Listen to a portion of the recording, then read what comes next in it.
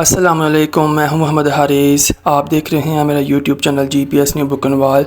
आज की इस छोटी सी वीडियो में मैं आपको ईद उल अज़हा की कैलीग्राफी करना दिखाऊंगा। सबसे पहले आपने सी की शेप से आगाज़ लिया। अभी हम जो है ईद उल अज़हा का आइन और इसके बाद ये को हम ड्रा कर रहे हैं। ये स्टेप्स आप देख सकते हैं।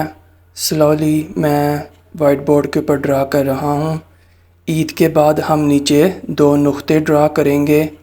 ये कि 2 नुक्ते ड्रा करने के बाद हम अलिफ़ की जानिब जाएंगे।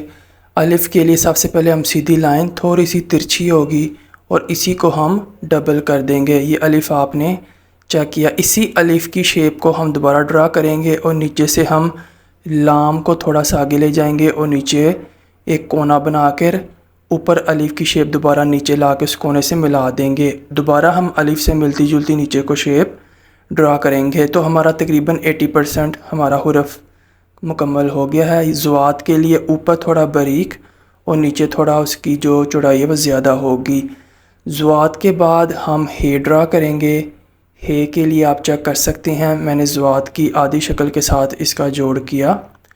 और अज़हा अब हम नीचे छोटी ये ड्रा करेंगे। हे के बाद हे के साथ हमने छोटी ये का ये जोड़ इस तरह ड्रा किया और नीचे हम छोटी ये की शक्ल जो है एक अंडे की शक्ल के जैसी मिलती जुलती ड्रा कर लेंगे।